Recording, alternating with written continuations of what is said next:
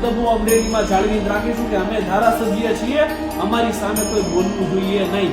શું ગુજરાતના ધારાસભ્યો એટલા બધા પવિત્ર અને દૂધે ધોયેલા છે? બેન દીકરીની આબરૂ છે એ તમને તો કદાચ ના સમજાય, કારણ કે તમે તો ધારાસભ્ય શ્રી કહો ને, તમને તો તમારા જ આબરૂની પડી હોય.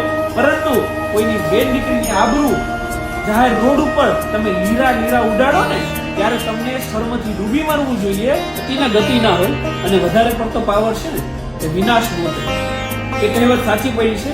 ગુજરાત અમરેલીની ઘટના, હું લેટર પેડ કાંડની વાત કરી રહ્યો છું, જેમાં એક ધારાસભ્ય છે એના ઉપર ભ્રષ્ટાચારના આરોપ સ્વરૂપે એક લેટર પેડ બહાર પડ્યો. અમરેલી પોલીસે ત્વરિત કાર્યવાહી કરી, એફઆઈઆર નોંધી, આરોપીઓની રાતોરાત ધરપકડ કરી લીધી. ઘટનાના રિકન્સ્ટ્રક્શનના નામે આરોપીઓના વરઘોડા કાઢ્યા અને એમાં એક મહિલા આરોપીનો પણ વરઘોડો કાઢવામાં આવ્યો. હજુ 2 દિવસ પહેલાની ઘટના છે કે જેમાં એક અસીમ મારી પાસે આવ્યા, એની 13 વર્ષની બાળકી, એને કોઈ બિહારી ભગાડીને લઈને ગયો. 20 દિવસ થયા, પોલીસે હજી એનો કોઈ કાર્યવાહી કરી નથી. તો જે માનવ જાતને શર્મસાર કરે એવા કિસ્સાઓ છે, એમાં કોઈ કાર્યવાહી નથી થતી. પરંતુ કોઈ ધારાસભ્ય છે એની જો કોઈ બદનામી થાય, એવો કોઈ લેટર પેડ વાયરલ થાય, તો એક મહિલાને પણ રાતોરાત ધરપકડ કરી લો અને મહિલાનો પણ વરઘોડો કાઢો. જો મારા ઓફિસની અંદર કોઈ એમ્પ્લોય કામ કરે છે ને એને હું કહું છું ભાઈ આ ડ્રાફ્ટિંગ કરી લેવાનું છે, ને એ એમ્પ્લોય મારા છે એ ડ્રાફ્ટિંગ કરે છે, તો એ વ્યક્તિને આરોપી બનાવવાની હોય કે એને સાક્ષી બનાવવાની હોય? મને તો એ નથી સિસ્ટમ સમજાતી. એમને આરોપી તો બનાવ્યા બહેન, પણ એ બહેનનો વરઘોડો પણ કાઢવામાં આવ્યો. એટલે જ હું કહું છું કે અતિને ગતિ ના હોય. ગુજરાતની અંદર વરઘોડા નીકળે છે, તમે લીધા ગુનેગારોના વરઘોડા કાઢો, એમાં અમને કોઈ વાંધો નથી. પરંતુ એક જે બહેન છે, જે યુવા છે, એનો તમે વરઘોડા કાઢી તમે સાબિત શું કરવા માંગો છો? એવું સાબિત કરવા માંગો છો કે અમે ધારાસભ્યના ઈશારા ઉપર કામ કરીએ છીએ? અમરેલી એસપી અને અમરેલી પોલીસ એ આ ઘટનામાં તો એવું દેખાય છે કે માત્ર ને માત્ર ધારાસભ્યની ગુલામ હોય. ધારાસભ્ય જે રીતે ફોન કરે અને સત્તાધારી પક્ષમાંથી કોઈના ફોન આવે તો એ પ્રમાણે અમે કાર્યવાહી કરીશું. પછી જ્યારે મહિલા હોય તો એને રાતોરાત એના ઘરેથી ઉઠાઈ લઈશું, કે મહિલા હોય તો પણ એનો વરઘોડો કાઢીશું. અને અમે અમારો દબદબો અમરેલીમાં જાળવી રાખીશું કે અમે ધારાસભ્ય છીએ, અમારી સામે કોઈ બોલવું જોઈએ નહીં. શું ગુજરાતના ધારાસભ્યો એટલા બધા પવિત્ર અને દૂધે ધોયેલા છે? ગુજરાતના ધારાસભ્યો છે એ ભૂમાફિયાઓ પાસેથી ખાણ ખનીજના, કોઈને ટેન્ડર મળે એના, પીપીએફપી પાડવાના, રિઝર્વેશન હટાવવાના એ હપ્તા લેતા જ નથી, રાઈટ?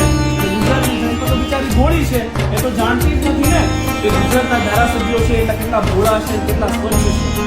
તમારી હિસ્ટ્રી ગુજરાતના ખૂણે બધાને ખબર છે. ગુજરાતના ધારાસભ્યો શું ધંધા કરે છે એ પણ ગુજરાતની જનતા છે એને ખબર છે.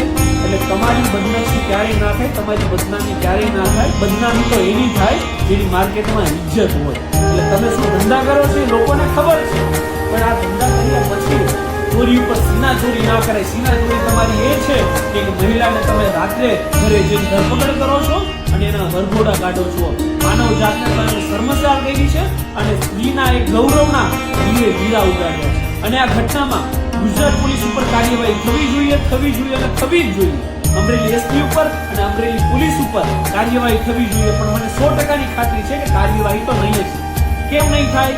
કેમ કે જે વ્યક્તિઓ છે એ સત્તાધારી પક્ષ સાથે જોડાયેલા છે, અંદરો અંદર જ બધી ગોલમાલ ચાલે છે, તો કાર્યવાહી તો કેમ થશે? મહિલાનું જે થવું એ થાય. પરંતુ હું અહીંયા 100% ખાતરી આપું છું કે આ જે મહિલાના પરિવારજનો છે એ 100% મેહુલ બોગરાનો સંપર્ક કરી શકે અને એમાં આપણે અમરેલી પોલીસ ઉપર કાર્યવાહી કરીશું. ચાહે તો અમરેલી કોર્ટમાં, ચાહે તો ગુજરાત હાઈકોર્ટની અંદર અમે ન્યાય લગત તમામ કાર્યવાહી કરીશું. અને ભવિષ્યમાં પણ આ ધ્યાન રાખજો કે ભવિષ્યમાં પણ કોઈની બેન દીકરીની આબરૂ છે એ તમને તો કદાચ ના સમજે, કારણ કે તમે તો ધારાસભ્ય શ્રી કહો ને, તમને તો તમારા જ આબરૂની પડી હોય. પરંતુ કોઈની બેન દીકરીની આબરૂ જાહેર રોડ ઉપર તમે લીરા ઉડાડો ને, ત્યારે તમને શર્મથી ડૂબી મરવું જોઈએ. કેમ કે તમારી આબરૂ તો જનતા જાણે છે કે તમારી કેટલી છે. અને બેન દીકરીની આબરૂ જ્યારે પણ ભવિષ્યમાં પણ ગુજરાતમાં આવી ઘટનાઓ બનશે ને એમના વરઘોડા કાઢવામાં આવશે ને, ત્યારે હાઈકોર્ટમાં પિટિશન દાખલ કરવામાં આવશે અને ન્યાયિક તમામ કાર્યવાહી કરવામાં આવશે એની ખાતરી આપું છું. જય હિન્દ, જય સંવિધાન, ધન્યવાદ.